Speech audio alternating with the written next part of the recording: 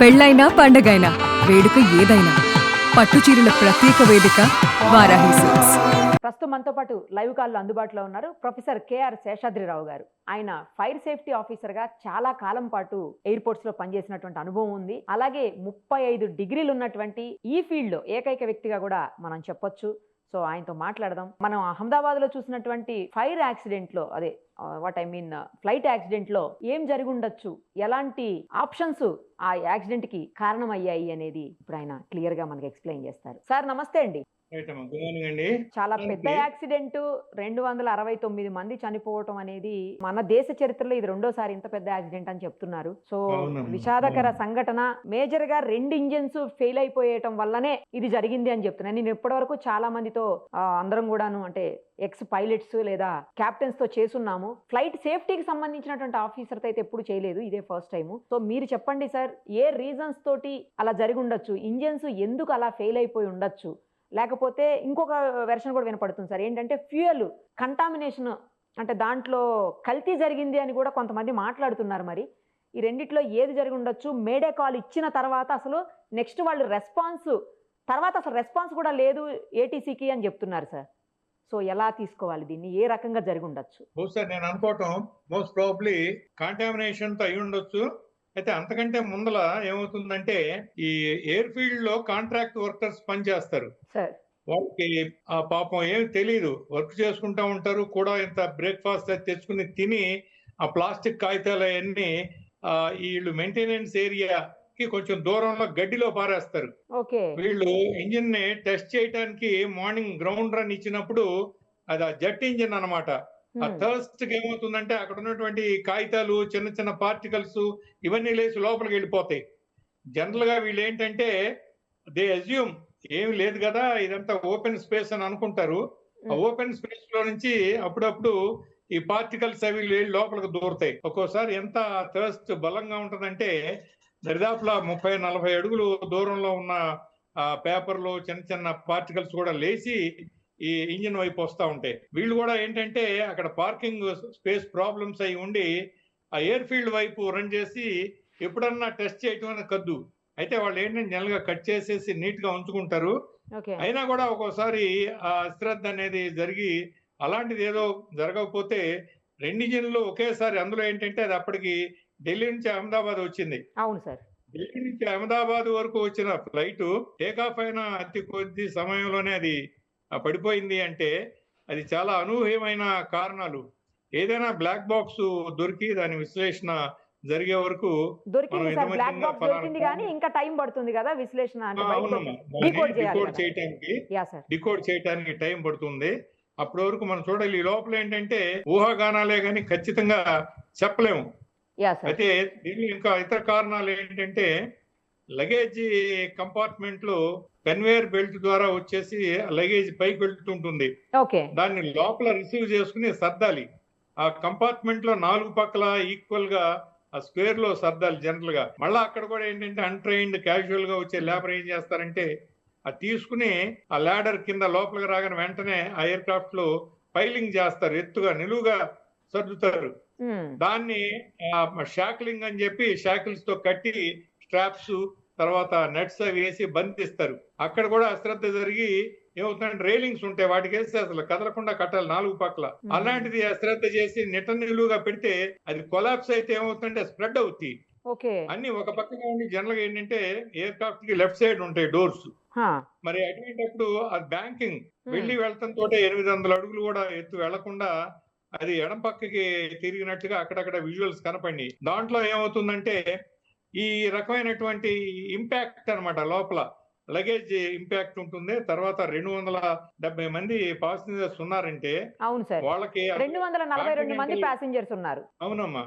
అదేంటంటే continental passengers కాబట్టి వాళ్ళు లోకల్ పాసెంజర్స్ లాగా కాకుండా అందరూ కూడా మాక్సిమం లగేజ్ పట్టుకెళ్తారు. ఇవాళ ఆథరైజ్డ్ లగేజ్ దరిదాపుల మనిషికి 40 కిలోలు ఉంది, 23 నుంచి 40 కిలోలు ఉంటుంది.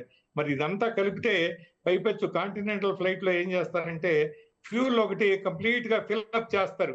ఎందుకంటే కంటిన్యూస్ గా 8 నుంచి 10 అవర్స్ ఫ్లై అవ్వాలి, అది ఓవర్సీస్ సముద్రాల మీద ఫ్లై అవ్వాలి.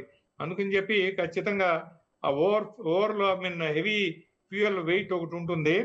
నెక్స్ట్ వచ్చేసి హైట్ గెయిన్ చేయకోకుండానే ఈయన మేబీ ఇప్పుడు వీళ్ళ మీద ఒత్తిడి ఎలా ఉంటుందంటే మన ఆర్టీసీ బస్సుల్లో ఐ మీన్ టాప్ వచ్చినట్టుగా ఫ్యూయల్ ఎఫిషియంట్ సే ఆర్టీసీ అని చెప్పి రీజియన్ అని చెప్పి ఎంకరేజ్ చేస్తారు. ఎయిర్లైన్స్ లో కూడా ఫ్యూయల్ ఎఫిషియన్సీ కోసం ఏం చేస్తారంటే వీళ్ళని కొన్ని ఎప్పటికప్పుడు ఓరియంటేషన్ ఇస్తా ఉంటారు. కొంతమంది ఓవర్ కాన్ఫిడెన్స్ తో దురదృష్టవశాత్తు ఏం చేస్తారంటే ఫ్యూయల్ సేవ్ చేయడానికి కొంత చాలా నెగ్లిజిబుల్ డిస్టెన్స్ లోనే బహుశా జరిగి ఉండొచ్చు. ఎందుకంటే ఇన్స్ట్రుమెంట్స్ లోపం ఏమైనా ఉండి ఆయనకి రాంగ్ ఇండికేషన్ కనుక వస్తే మరి 800 అడుగుల్లోనే అది ప్రమాదానికి లోనైందంటే మనం చెప్పలేము. ఇంకొక ముఖ్యమైన కారణం ఏంటంటే సమ్మర్ సీజన్ లో విపరీతంగా దుమ్ము ఎయిలరాన్స్ అండ్ ఎలివేటర్స్ మీద పడుతుంది. పడిన తర్వాత కొద్దిపాటి వర్షం పడితే చినుకులు పడితే అది జిగురులాగా తయారయ్యి మట్టి బంకలాగా తయారయ్యి మూవింగ్ పార్ట్స్ లోకి వెళ్ళొచ్చు. అదే పెద్దవాన కనుక పడితే వాష్ అవుట్ అవుతుంది, మొత్తం అది కారిపోతుంది అనమాట. సో అలాంటిది జరిగి ఉండొచ్చు. రెండోది ఏదైనా ఇన్స్ట్రుమెంట్ లోపం కావచ్చు. తర్వాత అది ఊహించలేని కోణం లోపల శాబటేజ్ అంటే డ్యామేజ్ ఎవరన్నా కావాలని చెప్పి చేసి కూడా ఉండొచ్చు. ఎందుకంటే ఇప్పుడు ఈ మధ్యలో మనం విన్నాం ఐ మీన్ ఆపరేషన్ సింధూర్ తర్వాత అంతకు ముందర జరిగినటువంటి టెర్రర్ అటాక్స్. అందువల్ల ఇవాళ ఏది రూల్ అవుట్ చేయలేం ఇదమిద్దంగా. బ్లాక్ బాక్స్ వస్తే గానీ మనం ఖచ్చితంగా చెప్పలేం. బ్లాక్ బాక్స్ ఏంటంటే అది ఎలక్ట్రికల్ ఫెయిల్యూర్ ఏమైనా ఉందా, ఇన్స్ట్రుమెంట్ ఫెయిల్యూర్ ఏమైనా ఉందా, హ్యూమన్ ఎర్రర్ ఏమైనా ఉందా, లేకపోతే కాక్పిట్ లో పైలట్స్ ఎర్రర్ ఏమైనా ఉందా, ఇలాంటివన్నీ అది చాలా క్లియర్ గా విశ్లేషణ చేసి డికోడ్ చేసిన తర్వాత అది చెప్తుంది. ఫోరెన్సిక్ అనాలిసిస్ లో చేస్తా ఉంటారు అవన్నీ. దాన్ని మనం తీసుకోవచ్చు. రెండోది అంటే ఇప్పటి వరకు కూడా విజువల్ గా మేము చూసామని చెప్పి ఐ విట్నెస్లు ఇస్తున్నారు కొంతమంది. ఐ విట్నెస్ లో తెలిసింది ఏంటంటే కొంత of course aircraft sufficient height gain చేయకుండా అనేది క్రాష్ అయిందని చెప్పి, క్రాష్ అయినప్పుడు వెంటనే పొగతో పాటు దట్టమైన మంటలు, తర్వాత అది కూడా ఒక బిల్డింగ్ తో కొలీడ్ అయిందని, అక్కడేదో మెడికల్ హాస్టల్ ఏదో ఉన్నట్టుగా ఆ మెడికల్ హాస్టల్లో కొలీడ్ అయ్యి అక్కడ ఐ మీన్ సడన్ బర్స్ట్ అయిందని చెప్పి చెప్తున్నారు. ఇలాంటివి జరగటానికి అతి చిన్న గెస్ రేంజ్ లో కనుక చెప్పాలి అంటే టెర్రరిస్టు యాక్టివిటీ ఇంటర్నల్ గా ఏమైనా జరిగినా ఉండొచ్చు అమ్మా. అది మరి ఒకే ఒక పర్సన్ బతికినట్టుగా తెలిసింది. ఆయన రికవర్ అయిన తర్వాత మరి ఆయనకు గుర్తున్నది ఏమని చెప్తాడో చెప్పలేము. జనరల్ గా ఇలాంటి ఎమర్జెన్సీ పరిస్థితుల్లో ఇదంతా లిప్త కాలంలో జరిగిపోతుంది. అంతా not more than in 10 seconds అనమాట. 10 seconds is also very long time. దీంట్లో అతని దృష్టి అంతా ఆ ఎగ్జిట్ దగ్గరికి రావటం దూకటమే కానీ ఇక వేరే జాస్ ఏం ఉండదు. వాళ్ళకి అసలు పక్కన ఏమవుతుంది తెలీదు. తర్వాత దూకిన తర్వాత కూడా మైండ్ బాగ్ అయిపోయి అసలు ఏం చేయలేరు. కనుక ఏంటంటే ఇతమిద్దంగా ఈ చాలా విచిత్రమైన పరిస్థితులు. ఎప్పుడు కూడా క్రాష్ అయిన తర్వాత కారణాలు మనకి సాధారణంగా కళ్ళకి కట్టొచ్చినట్టుగా కనపడతా ఉంటాయి. ఇక్కడ మాత్రం క్లూ అనేది లేదు, అంతా ఊహించటం. మేబీ ఈ ఏరియాలో ఇంజిన్ ఫెయిల్యూరా, ఎలక్ట్రికల్ ఫెయిల్యూరా, లేకపోతే ఇన్స్ట్రుమెంట్ ఫెయిల్యూరా, లేకపోతే ఫ్లైట్ మాన్యూవరింగ్ లోనా, అలాంటివన్నీ కూడా కేవలం గెస్ చేయటమేను. సార్ మీరు ఫ్లైట్ సేఫ్టీ ఆఫీసర్ ఉన్నారు కాబట్టి ఫ్లైట్ ని ఎక్కడి నుంచి అన్నా అంటే వేరే చోట నుంచి, ఇప్పుడు అది సపోజ్ ఈ ఫ్లైటే తీసుకుందాము, ఈ ఫ్లైట్ ఢిల్లీ నుంచి అహ్మదాబాద్కి వచ్చింది, అహ్మదాబాద్ నుంచి లండన్ పోవాల్సి ఉంది. ఇప్పుడు మధ్యలో 2 hours టైం ఉందని చెప్తున్నారు. ఆ 2 hours లో సేఫ్టీ సైడ్ అన్ని రకాలైనటువంటి ప్రికాషన్స్ తీసుకుంటారు, అన్ని రకాల టెస్ట్లు లేకపోతే అన్ని రకాలైనటువంటి ఇన్స్పెక్షన్స్ అన్ని జరుగుతాయా, జరగవా అసలు ఆ 2 hours లోపల? ఉంటుందమ్మా, చెక్ లిస్ట్ ఉంటుంది. ఆ చెక్ లిస్ట్ ప్రకారం ఎవరి పని వాళ్ళు చేయాలి. కమ్యూనికేషన్స్ వాళ్ళు చూసుకోవాలి. ఆ తర్వాత engine refuelling conditions, okay, undercarriage అంటే చక్రాలు టైర్లు ఉండే పరిస్థితి, ఇవన్నీ కూడా చాలా సునిశ్చితంగా పరిశీలిస్తారు. దాంట్లో ఏమీ ఇబ్బంది ఉండదు. ఎందుకంటే వాళ్ళకమ్మా జనరల్ టెక్నికల్ స్టాఫ్ ఎలా ఉంటారంటే పైలట్ వాళ్ళ భావన, పైలట్స్ భావన విమానం అనేది నా తల్లి, పాసింజర్స్ నా బిడ్డలు, వీళ్ళని సేఫ్ గా తీసుకెళ్ళాలి, తల్లిని కూడా సేఫ్ గా తీసుకెళ్లాలనే ధ్యేయం పైలట్స్ లో 100కి 100 పాళ్ళు ఉంటుంది. దాన్ని ఎవరో కాదనలేరు. అలాగే టెక్నీషియన్స్ కూడా మంచి ట్రెడిషన్స్ లో, అందులోనూ ఎయిర్ ఇండియా స్టాఫ్ అంటేనమ్మా ప్రపంచంలోనే అత్యుత్తమ ఐ మీన్ ఈ ఎయిర్లైన్స్ ఆపరేటర్. కాకుంటే ఇక్కడ ఒక పని జరిగింది. ఎయిర్లైన్స్ పబ్లిక్ సెక్టర్ లోకి వెళ్ళిన తర్వాత అది బాగా నష్టాలను చవిచూసింది. ఎయిర్ క్రాఫ్ట్స్ కూడా ఏజ్ ఫ్యాక్టర్ అనేది వాటి మీద పడింది. కొన్ని సంవత్సరాలు అయింది. వాళ్ళు ఇక దరిదాపులా క్లోజ్ చేయాలా, ఏం చేయాలి, అమ్మేసేయాలి అని తర్జన భర్జనలు అనేక సార్లు చాలా ఎక్కువ కాలం జరిగిన తర్వాత టాటా వీళ్ళు బిజినెస్ పీపుల్ ముందుకు వచ్చారు. కార్పొరేట్ టాటా వాళ్ళు ఏంటంటే చాలా సమర్థవంతంగా చేస్తారు. మరి వాళ్ళు కూడా ఈ పరిస్థితులను చూసి దరిదాపుల 350 విమానాలనే బోయింగ్ విమానాలను ఆర్డర్ పెట్టారు ఒకేసారి.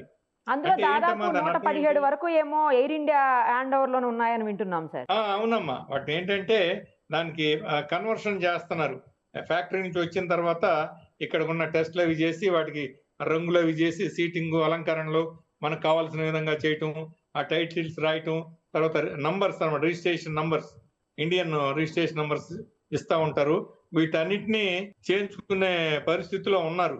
అంటే ఏంటంటే ఇప్పుడు ఆపరేషన్ చేస్తా మరి వాటిని ఫేస్ అవుట్ చేసి కొత్త విమానాలు తేవాలి అన్న ఆలోచన ఉందంటే ఖచ్చితంగా విమానాలు ఏజ్ ఫ్యాక్టర్ ఉంటుంది. కానీ పర్టికులర్ ఈ ఫ్లైట్ కి సార్, ఈ ఏదైతే ఉందో ఇప్పుడు జరిగినటువంటి ఇన్సిడెంట్, ఆ ఫ్లైట్ అయితే జస్ట్ 12 years అంట సార్. 12 years ఓల్డ్ అంట ఇది. తర్వాతమ్మా ఇది ఎన్ని సంవత్సరాలు అయింది అనేది కాదు, ఎన్ని గంటలు ఎగిరింది అనేది ఇంపార్టెంట్ అంట.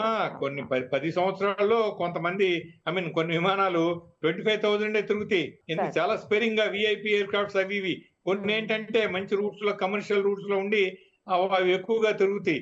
కొంతమంది ఏంటంటే నాన్ స్టాప్ గా అవైలబిలిటీ లేక ట్రాఫిక్ ఎక్కువ ఉంటే డిమాండ్ బట్టి సీజన్ లో, అందుకని చెప్పి అది మనం చెప్పలేము.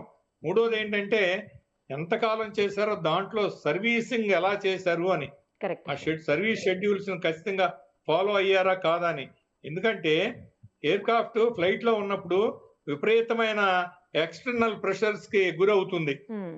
అదేంటంటే ఆ గాలి వేగాన్ని తట్టుకుంటా రెసిస్ట్ చేసుకుంటా ఉంటుంది. దాంట్లో ఖచ్చితంగా ఆ కైండ్ ఆఫ్ రివిటింగ్ కానీ లేకపోతే మూవింగ్ పార్ట్స్ కొన్ని వందల వేలేంటమ్మా లక్షల్లో ఉంటాయి రివిటింగ్ అనేది.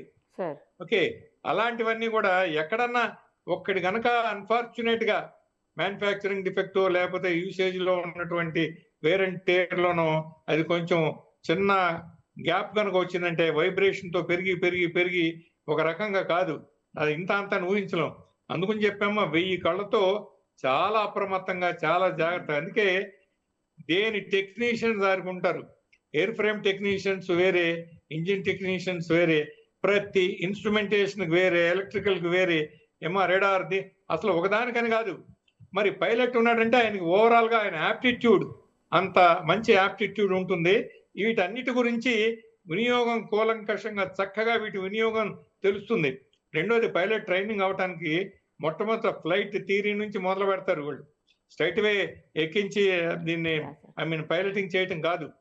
దరిదాపుల 6 months దరిదాపుల ఓన్లీ గ్రౌండ్ లెర్నింగ్ ఉంటుంది. క్లాస్ రూమ్ ఫిజిక్స్ నేర్చుకోవాలి, ఏరోడైనమిక్స్ నేర్చుకోవాలి, ఫ్లైట్ థియరీ నేర్చుకోవాలి. చాలా కష్టం అమ్మా. Almost an engineer, aeronautical engineer ఎంత నాలెడ్జ్ అయితే ఉండాలో మెయింటెనెన్స్ పార్ట్ లో సూపర్ఫిషియల్ గా కొంత పైన ఉన్నా కూడా అసలు విషయాన్ని ఫ్లైట్ కి సంబంధించి ఫ్లైట్ చాలా డీప్ గా ఉంటుంది. తర్వాత వాళ్ళందరూనమ్మా ఆ పైలట్ వెళ్ళారంటే వాళ్ళకి ఎంతో ఇష్టపడి దాన్ని చాలా చూజీగా వాళ్ళు ఏంటంటే అలాంటి వాళ్ళు వెళ్తారు. అంతేగాని ఏదో ఉద్యోగ ప్రయత్నం చేసి ఇది రాలేదు కాబట్టి దానికి వెళ్తున్నాను, అది కాకపోతే దీనికి వెళ్తున్నాను ఉండదు. వాళ్ళు చేర్చుకునేటప్పుడే వాళ్ళ యాప్టిట్యూడ్, వాళ్ళ ఫిజికల్ చాలా స్ట్రిక్ట్ గా ఉంటారు. హెల్త్ కండిషన్స్, ఫిజికల్ ఫిట్నెస్ అన్ని చూస్తారు. తర్వాతనే వెళ్తారు, దానికి ఆ కష్టాన్ని అంతటిని తెలుసుకున్న తర్వాతనే వెళ్తారు వాళ్ళు. అంతే కదా సార్? నార్మల్ గా ఏదో ఎలా పడితే అలా వెళ్ళడం కాదు. రాదు. చాలా అందులో ఏంటంటే చాలా ఖర్చుతో కూడిన విషయం. తర్వాత చాలా దీక్ష కావాలి. తర్వాత ట్రైనింగ్ షెడ్యూల్స్ అన్ని వింటే పైలట్స్ కి చాలా ఆశ్చర్యం వేస్తుంది. మనకు తెలిసిందల్లా ఏంటంటే డ్యూటీ చేస్తున్నారు, మనం వెళ్తున్నాం, సేఫ్ గా ఉన్నామని. దాని వెనక వాళ్ళ శ్రమ, పరిశ్రమ, నాలెడ్జ్ అండ్ స్కిల్ రెండు కంబైన్ కావాలి. ఇటు నాలెడ్జ్ ఉండాలి, అటు స్కిల్ ఉండాలి. స్కిల్ లో మళ్ళీ ఎఫిషియెంట్ స్కిల్ ఉండాలి. వాళ్ళ రేటింగ్స్ కనుక వింటా ఉంటే ఏదో ఎగ్జామ్ పాస్ అయిపోయారు, పైలట్ టెస్ట్ అయిపోయింది, ఇంత సర్వీస్ కి ఇంత ప్రమోషన్ వచ్చింది అనేది కాదు. తర్వాత సేఫ్టీ కండిషన్స్ వీటన్నిటిని చూసి కూడా అసెస్మెంట్ చేసి వాళ్ళకి ఫస్ట్ పైలట్ నుంచి ఫస్ట్ పైలట్ కి వెళ్తాకి, సెకండ్ నుంచి ఫస్ట్ కి వెళ్తాకి చాలా హర్డిల్స్ ఉంటాయి. మరి ఇంత ఉండి కూడా ఫ్లైట్ కి టెక్నికల్ గా ఇలాంటి ఫెసిలిటీస్ ఉండి ఇవాళ విమానాల్లో ఆటో పైలటింగ్ అని సిస్టమ్ వచ్చింది. తర్వాత ఇన్స్ట్రుమెంట్ ల్యాండింగ్ అని చెప్పి నైట్ కానీ విజిబిలిటీ సరిగ్గా లేకపోతే దానికి తగినట్టు అరేంజ్మెంట్ జరిగేటట్టు ఆటోమేటిక్ గా ఎయిర్ ఫీల్డ్ కి అప్రోచ్ అయ్యి, ఒకవేళ కరెంట్ లేకపోయినా కూడా ఆ బేకాన్ అని ఉంటుంది, దాని నుంచి వచ్చే సిగ్నల్స్ తీసుకుని ఆ సెంటర్ గా అలైన్ చేసుకుని దిగిపోతారు వాళ్ళు. ఇలాంటి ఫెసిలిటీస్ ఉండి కూడా రాడార్ ఉంటుంది, మంచి కమ్యూనికేషన్ ఉంటుంది. ఇంతకు ముందుల హై ఫ్రీక్వెన్సీలో చేసేవాళ్ళు ఇప్పుడు వెరీ హై దాటిపోయి అల్ట్రా హైలో కూడా వాడుతున్నారు అక్కడ. అంటే ఏంటంటే ఆ బ్యాండ్ విడ్త్ లో కంజెషన్ ఉండదు, రష్ ఉండదు, క్లియర్ గా ఉంటుంది, కమ్యూనికేషన్ ఎదురు ఉండి మాట్లాడినట్టే ఉంటుంది. రెండోది టవర్స్ లో కూడా ముందలకు మళ్ళీ కాకుండానమ్మా మోస్ట్ మోడర్న్ ఎక్విప్మెంట్ వచ్చింది కమ్యూనికేషన్ కి. మరి ఇంత ఉండి కూడా ఆయన ఆఖరి నిమిషంలో మేడే అనే సిగ్నల్ ఇచ్చాడు. మేడే అనే సిగ్నల్ ఏంటంటే సేవ్ అవర్ సోల్స్, అంటే అది లాస్ట్ మెసేజ్ అన్నమాట. వెంటనే కింద నుంచి టవర్ నుంచి వాళ్ళకి సూచనలు వెళ్తా ఉంటాయి, ఉన్న పరిస్థితి ఏంటి, ఏమైంది, కమాన్ నియర్ బై ఎయిర్పోర్ట్లు ఇవి ఉన్నాయి, ట్రాఫిక్ ని క్లియర్ చేశాము, నువ్వు అక్కడ దిగొచ్చు అని చెప్పి వెంటనే వాళ్ళు మళ్ళా ఈ ఫైర్ రెస్క్యూ టీమ్స్ కి చేస్తా ఉంటారు. ఆల్టర్నేటివ్ గా గైడ్ చేస్తారనమాట. గైడ్ చేసి వాళ్ళని సరైన డెస్టినేషన్ తీసుకెళ్లే ప్రయత్నం చేస్తా ఉంటారు. మరి అలాంటిది మేడే ఇచ్చిన తర్వాత టవర్ నుంచి కమ్యూనికేషన్ చేస్తా ఉంటే కట్ ఆఫ్ అయిపోయింది. అంతలోకే అది గొప్పగా కూలిపోయింది. అంటే చాలా దురదృష్టమా సంఘటన. బాగా హైట్ లో కనుక ఉంటే ఏమవుతుందంటే టైం ఉంటుంది. నిజంగా ఇప్పుడు కమ్యూనికేషన్ 10 seconds లో ఇచ్చే కమ్యూనికేషన్ చాలా బ్రీఫ్ గా చాలా మీనింగ్ఫుల్ గా ఉంటుంది. అటువంటిది ఏదన్నా ఒక 10,000 15,000 కనీసం అడుగుల ఎత్తులో ఉన్నా కూడా అది గ్రాడ్యువల్ గా కిందకి రావడానికి టైం పడుతుంది. ఇదంతా కలిపి 2,500-3,000 అడుగులు కూడా లేదు, 800 మీటర్లు అంటే అంతవరకే ఉంటుంది. మరి దానిలోనే ఇంత ఎమర్జెన్సీ వచ్చిందంటే అసలు ఎవరికి అంతుపట్టుకోకుండా ఉంది. దీన్ని మనం అనలైజ్ చేయాలమ్మా. వస్తుంది డేటా వచ్చిన తర్వాత కానీ మనకు తెలియదు. ఇంకొకటి కూడా కనీసం అక్కడ బిల్డింగ్స్ లేకుండా ఏదన్నా ప్యాడీ ఫీల్డ్స్ లాంటివి ఉన్నా, లేదంటే నార్మల్ ఫ్లాట్ భూమి ఉన్నారు, అట్లాంటిది ఏదన్నా కూడా ఇంత ప్రమాదం జరగకపోయేది అని అంటున్నారు సార్. అంటే క్రాష్ అయినా కూడా మంటలు వచ్చేసి ఇంత పెద్ద ప్రమాదం జరగకపోయేదేమో అని చాలా మంది అంటున్నారు sir. Especially X pilots paddy fields ఉంటే బెటర్ అని. అవునవునవును. ఇప్పుడు మన దేశంలో ఒకసారి మొరార్జీ దేశాయ్ గారు, మన సాక్షాత్తు ప్రధానమంత్రి, ఆయన అస్సాంలో పర్యటనకు వెళ్తే ఇండియన్ ఎయిర్ ఫోర్స్ ఏరోప్లేన్ ఒకటి TU-124 అని చెప్పి అది ఎమర్జెన్సీ వస్తే ఈ పొలాల్లో పంట పొలాల్లో దించేశాడు, బురదగా ఉన్న చోట. పైలట్ అలాగే దిగి ఆయన 4 అడుగులు బురదలోకి వచ్చాడు. తర్వాత ఈ కమ్యూనికేషన్ టవర్ నుంచి పంపిస్తే అదర్ టీమ్స్ వెళ్ళి పికప్ చేసుకున్నారు. మీరు అన్నట్టు గ్రౌండ్ కనుక కొంచెం సమతుల్యంగా ఉండి ఎదురు అడ్డుగా కనుక ఏది లేకుండా ఉంటే ఏ హైట్ లో ఉన్నా కూడా కొంతలో కొంత దాన్ని తీసుకెళ్లే అవకాశం ఉంది. ఈ హైట్ మరీ తక్కువ అవటం మూలన, ఎదురుగుండా బిల్డింగ్స్ ఉండటం మూలన, ఆ తర్వాత ఆ డ్రాగింగ్ కొలిషన్ కమ్మా ఎంతో దూరం పార్ట్స్ అన్ని చిందరవందరగా ఇరిగి ముక్కలు అయిపోయి అవి విసిరివేయబడ్డాయి. అసలు బ్లాక్ బాక్స్ కూడా అది చాలా ఒక రకంగా మంచి అవకాశం అని చెప్పాలి, లక్ అన్నమాట. అది చాలా త్వరితగతిన దరిదాపుల 24 గంటల్లో సుమారుగా దాన్ని రికవర్ చేశారంటే. ఎందుకంటే డెబ్రిస్ తర్వాత ఇలాంటి ముక్కలుగా చెల్లాచెదిరిపోయి పడిపోయినప్పుడు అసలు ఏ పక్క పడిందో ఏ మూల పడిందో తెలుసుకోవడం కష్టం. దాన్ని చాలా మ్యానుఫ్యాక్చరింగ్ టైంలో దాన్ని ఎంత కేర్ తీసుకుంటారంటే వెరీ హై కార్బన్ స్టీల్, అది వంగదు, ఎరగదు, నీళ్ళల్లో అది వాటర్ ప్రూఫ్ గా ఉంటుంది. ఎంత ఎండక అగ్నికైనా కూడా ఈ మంటలకి తట్టుకునే స్థాయిలో ఉంటుంది. అయితే ఇన్ని చేసినా కూడా పడిన లొకేషన్ తెలియక ఒక్కోసారి గోతుల్లో పడిపోయి అడవిల్లో పడిపోయి ఎత్తుక్కోవడానికి వాళ్ళని కష్టం అవుతుంది, రికవరీ కష్టం అవుతుంది. తర్వాత రికవరీ కూడా కొంతకాలం ఏంటంటే దాంట్లో ఆ సిగ్నల్స్ అనేవి బయటికి ఎమిట్ అవుతా ఉంటాయి. అది ఎక్కడ ఉందే కనుక్కోవటానికి ఇన్స్ట్రుమెంట్స్ పెట్టి ఎతుకుతా ఉంటే మనకు తెలుస్తుంది మనం దూరంలో ఉందని చెప్పి. అయితే ఒక ఐ థింక్ 8 days ఏదో అయిన తర్వాత అది గ్రాడ్యువల్ గా దాంట్లో ఉన్న పవర్ వీక్ అయిపోయి, ఆ పవర్ బ్యాకప్ వీక్ అయిపోయి తర్వాత సిగ్నల్స్ పంపలేదు. అది పంపలేనప్పుడు సిగ్నల్స్ పంపలేకపోయినా అది లేట్ అయినా కూడా బాక్స్ లో ఉన్న దాన్ని అయితే మాత్రం డీకోడ్ చేస్తే ఇన్ఫర్మేషన్ మొత్తం అయితే వస్తుందా సార్? వస్తుందమ్మా. అది బాక్స్ కనుక దొరికితే, ఎందుకంటే దానికి ఇన్పుట్ ఎనర్జీ ఛాంబర్ ఉంటుంది దానికి. దానిలో కనుక ఇన్పుట్ ఎనర్జీ మనం కనుక కనెక్ట్ చేస్తే ఇమీడియట్ గా పోర్టులు అని ఉంటాయి అనమాట. ఆ పోర్టుల్లోంచి మనం అవుట్పుట్స్ తీసేసుకుని డికోడింగ్ మెషిన్స్ పెట్టుకుని వాటిని రికార్డ్ చేసుకోవచ్చు. కొన్ని మన ఈసీజీ లాగా గ్రాఫ్స్ వస్తాయి, కొన్నేమో దాంట్లో కొన్ని పిక్చోరియల్ గా వస్తాయి కొన్ని.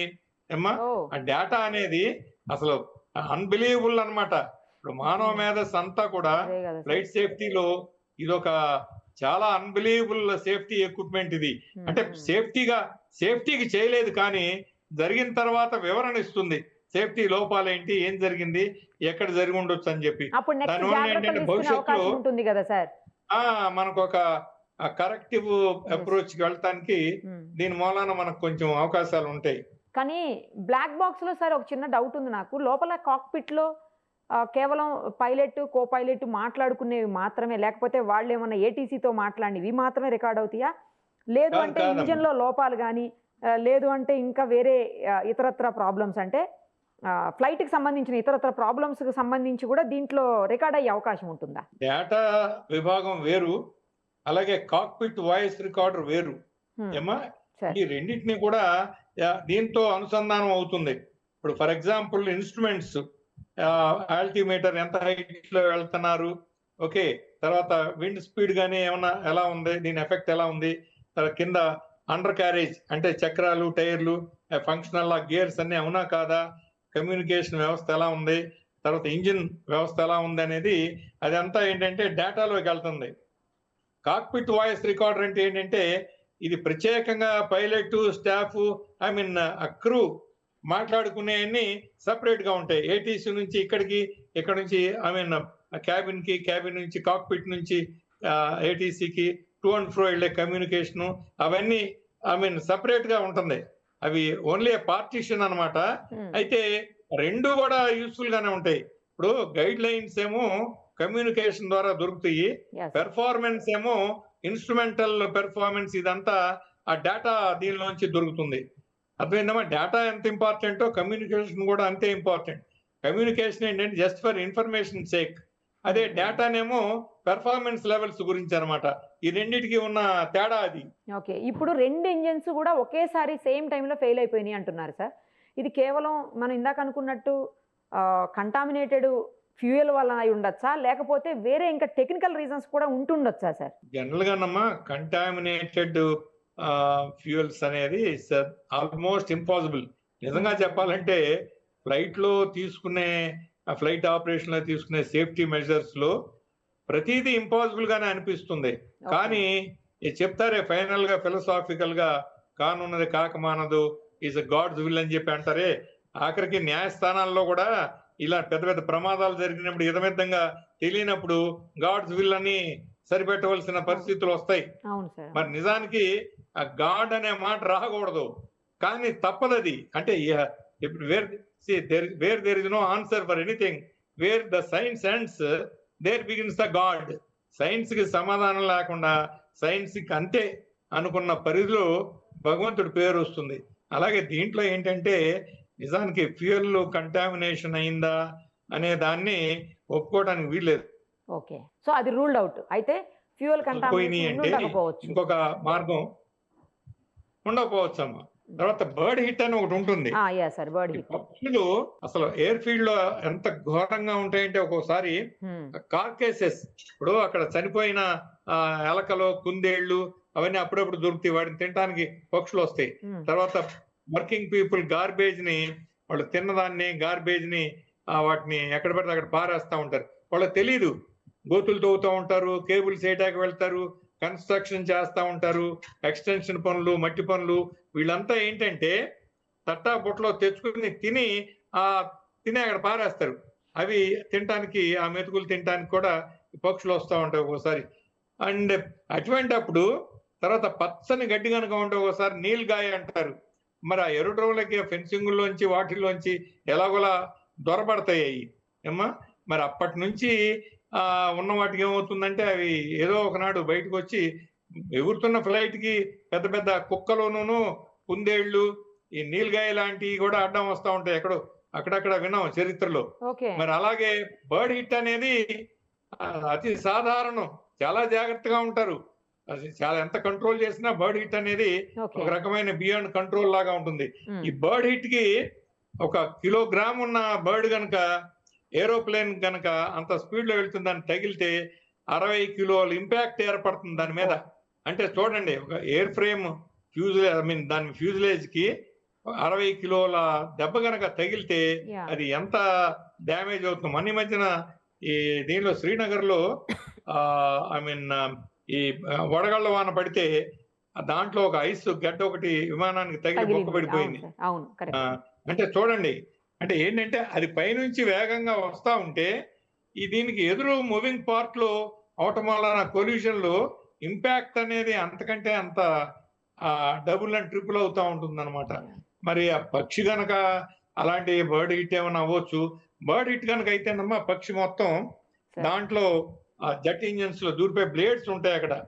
సార్. ఆ బ్లేడ్స్ మధ్యలో ఇరుక్కుపోయి అవి బహుశా పైప్ లైన్స్ కడ్డాం పడి వాటిని ఒత్తిడి చేసేసి సరిగా ఫ్యూయల్ పోకుండా ఉండొచ్చు. అందుకనే సడన్ డ్రాప్ ఆఫ్ థర్స్ట్ అన్నాడు.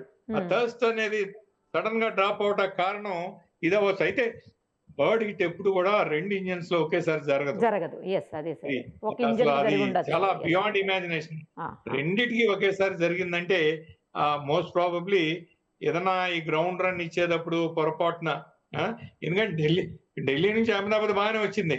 అహ్మదాబాద్ లో దీనికి అంతా పాసింజర్స్ ని మళ్ళా తీసుకుని మా అగైన్ సెకండ్ షెడ్యూల్ లో టేక్ ఆఫ్ అయ్యేటప్పుడు కదా ఇది జరిగింది.